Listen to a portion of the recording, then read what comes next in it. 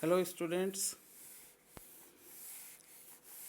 आज हम twelfth mathematics में एक बहुत इम्पोर्टेंट टॉपिक है इन्वर्स ट्रिग्नोमेट्री और इन्वर्स ट्रिग्नोमेट्रिक फंक्शंस। मैं नरेश जैन सीएफसी से आज हम डिस्कस करना चाहेंगे inverse trigonometric functions. For example, मैं एक बहुत सिंपल सा फंक्शन लेता हूँ जो 11th में आप लोग कई बार कर चुके हैं, y equal to sine x या f x equal to sine x. बहुत ही बेसिक फंक्शन है ट्रिग्नोमेट्री का, y equal to sine x. इसका ग्राफ भी आप लोगों ने 11th क्लास में प्लॉट किया था कि साइन एक्स का ग्राफ 0 से लेके π/2, पाई एंड 2π, 3π/2, 0 से पाई के बीच में π/2 पे 0 से 1 तक इंक्रीज होता है, y की वैल्यू 1 तक जाती है। फिर सेकंड क्वाड्रेंट में ये 1 से 0 पे आती है। थर्ड क्वाड्रेंट में पाई से 3π/2 तक ये 0 से -1 पे जाती है और फिर 2π पे वापस ये 0 पे आ जाती है। ये कंप्लीट साइकिल हो गया। यदि हम नेगेटिव एंगल पे देखें तो -π/2 पे ये 0 से -1 पे जाता है। ये -1, 3π/2 पे भी -1। ये साइन एक्स का ग्राफ आप सबको आइडिया है, ये एक्स एक्सिस है, ये वाई एक्सिस है। 0 से 1, 1 से 0 है ना। और ये हम सब जानते ही हैं, first quadrant, second quadrant, third quadrant, fourth quadrant, right. तो इस फंक्शन के बारे में हम ये जानते हैं कि -π/2 से +π/2 तक चलते हैं तो ये -1 से 1 तक जाता है। साइन एक्स का डोमेन यदि हमसे कोई पूछे y equal to sine x, इस फंक्शन का डोमेन क्या है, तो डोमेन हम जानते हैं r होता है। और कोडोमेन क्या होता है, कोडोमेन भी इसका r होता है ना। और रेंज यदि हम देखें तो इसकी रेंज आती है -1 से 1। ये इस फंक्शन के बारे में हम 11th क्लास में काफ़ी डिटेल में पढ़ चुके हैं, है ना। अब 11th क्लास में एक टॉपिक पढ़ा था हमने, फंक्शंस। वहाँ हमने देखा था कि फंक्शन का डोमेन क्या होता है, रेंज क्या होती है, कोडोमेन क्या होता है, मैपिंग क्या होती है ना। ये डोमेन होता है, ये आर है, ये भी आर है। तो हमने इसकी मैपिंग करी थी कि π/2 पे इसकी वैल्यू 1 होती है, राइट। फिर 2π + π/2 पे अगेन 1 होगी, यानी ये फंक्शन मैनी वन फंक्शन है, राइट। ऐसे ही यहाँ पे यदि यह 2 हो, 3 हो, -2 हो तो इनकी प्री इमेज अवेलेबल नहीं होती है। तो ये फंक्शन प्राइमरीली मैनी वन है एंड इन 2 है, क्योंकि इसकी रेंज और कोडोमेन सेम नहीं है। यदि f x equal to sine x, यदि मैं इस फंक्शन की बात करूं कि f x equal to sine x, f is defined from R to R, तो ये फंक्शन जो है मैनी वन एंड इन 2 है। आई होप ध्यान आ गया होगा आपको। F x equal to sine x, f is defined from R to R, तो ये इस तरह का फंक्शन मैनी वन है एंड इन 2 है।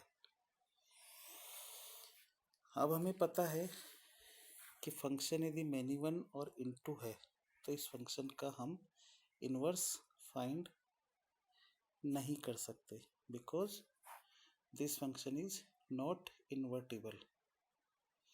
ये इन्वर्टिबल नहीं है ना। फिर हम इन्वर्स ट्रिग्नोमेट्री कैसे करेंगे, ये हमारा पहला लॉजिक है, how to study inverse trigonometry. तो हमें पता है इन्वर्टिबल फंक्शंस क्या होते हैं। इन्वर्टिबल फंक्शंस क्या होते हैं, आई होप आप सबको ध्यान होगा। इन्वर्टिबल फंक्शंस वो होते हैं जो 1 1 हो और 1 2 हो। जो 1 1 भी हो एंड ऑन टू भी हो। अभी ये फंक्शन तो 1 1 नहीं है, नहीं ऑन टू है। तो अब हम क्या करें? तो आप देखिए इस ग्राफ से हमें पता है कि -1 मिनिमम वैल्यू है और मैक्सिमम वैल्यू +1 है।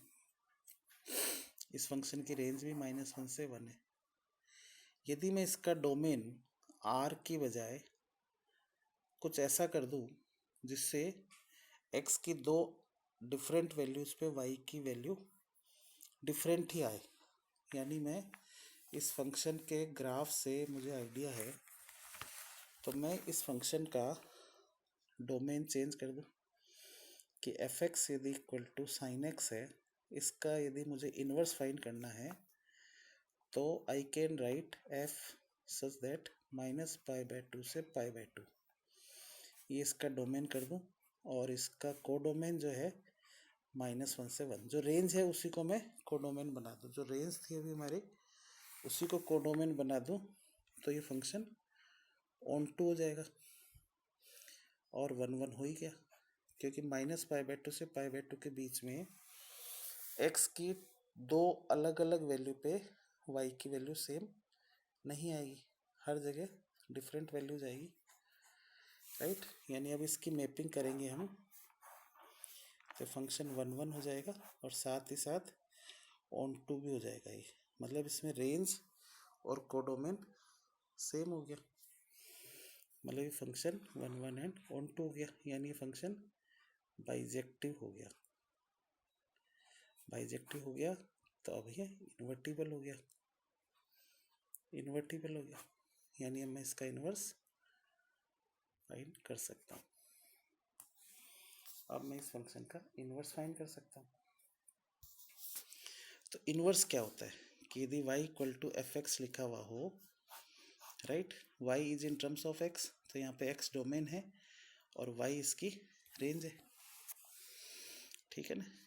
यदि मैं x को y के टर्म्स में लिख दूँ, यानी x को मैं इस तरह एक्सप्रेस कर दूँ इन टर्म्स ऑफ y, तो इसको हम f इनवर्स ऑफ y लिखते हैं। बट ये तभी पॉसिबल है जब वो इन्वर्टिबल हो, यानी बाइजेक्टिव हो, यानी 1 1 एंड ऑन टू हो, जो हमने कर ही लिया। तो f(x) equal to sin x, इस फंक्शन को यदि मैं वाइलेट कर लूँ तो x को I can write sin inverse of y। तो this is the basic definition of sin inverse function. अब हम इसे जनरलाइज कर सकते हैं, x को I can write f inverse of y,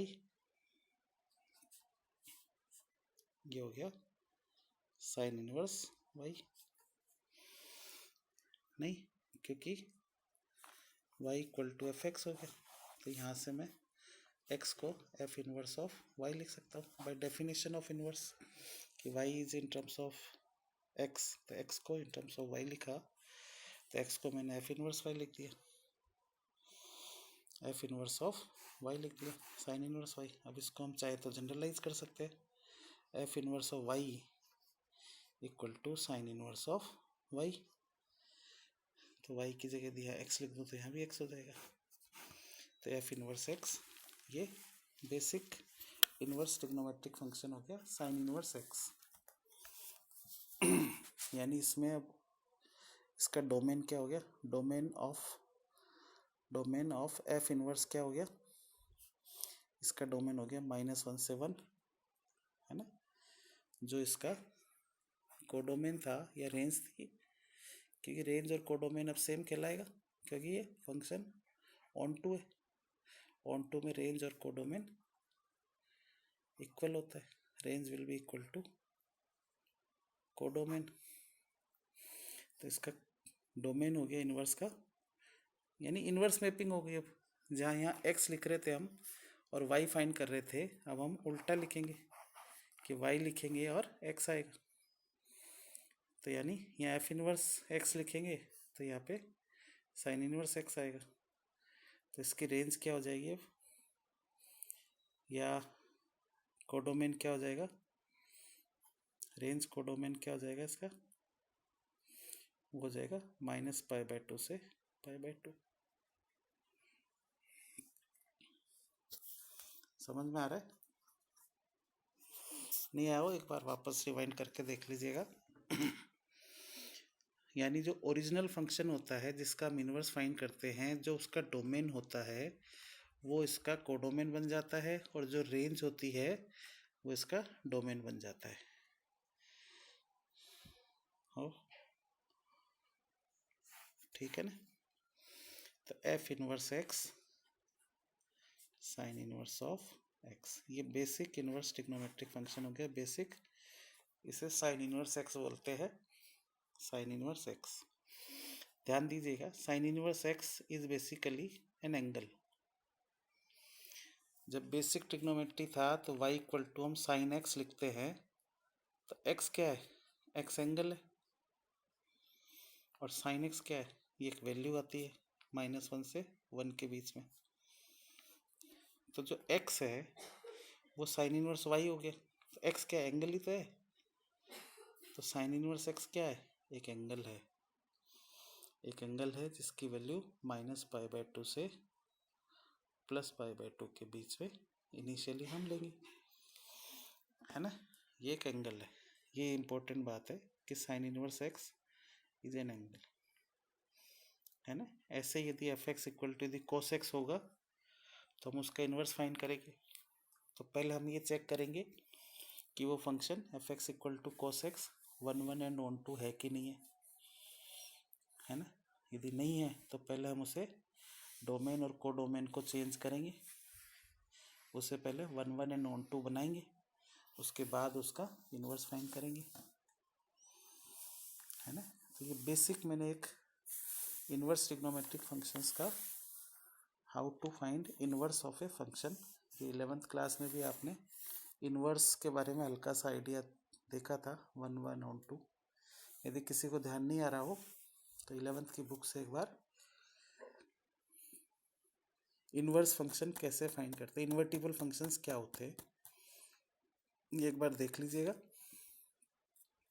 और किसी को नहीं समझ में आए तो मुझे आप फीडबैक दीजिएगा, मैं आपको 1, 1 एंड 1 फंक्शंस क्या होते हैं, इनटू क्या होते हैं, इस पर एक अलग से वीडियो बना दूंगा, तो उससे आपको और क्लैरिटी आ जाएगी। नेक्स्ट क्लास में हम लोग कोसाइन फंक्शन का इन्वर्स देखेंगे, फिर हम इन्वर्स ट्रिग्नोमेट्री पे बेस्ड कुछ आइडेंटिटीज़ है, जैसे ट्रिग्नोमेट्री में फार्मूलाज थे, ऐसे इन्वर्स ट्रिग्नोमेट्री में भी फार्मूला है जो बिल्कुल यदि आपको 11th की ट्रिग्नोमेट्री ढंग से आती है तो इन्वर्स ट्रिग्नोमेट्री में आपको ज़्यादा टाइम नहीं लगेगा, स्टार्टिंग में थोड़ा सा टाइम लगेगा। फिर इसके कुछ फार्मूले हम लोग देखेंगे, उनका डेरिवेशन भी देखेंगे, फिर कुछ क्वेश्चंस भी करेंगे। तो चाहे आप 12th बोर्ड की तैयारी कर रहे हो, चाहे आप आईआईटी के लिए तैयारी कर रहे हो, आपको 11th की ट्रिग्नोमेट्री के फार्मूले याद होने चाहिए। जिन्हें याद नहीं है एक बार थोड़ा सा गो थ्रू कर ले, सारे 11th के जो 20, 30, 40, 50 फार्मूला जितने भी आपको याद हो सकते हैं उनको लिख के देखें। नहीं याद आ रहे हो तो एक बार 11th की बुक उठाएं, उसे गो थ्रू करें। नेक्स्ट टाइम हम और डिस्कस करेंगे कंटिन्यूएशन में, इन्वर्स ट्रिग्नोमेट्री के कंटिन्यूएशन में। नेक्स्ट वीडियो मैं कल और तैयार करता हूँ। Okay, thank you, take care.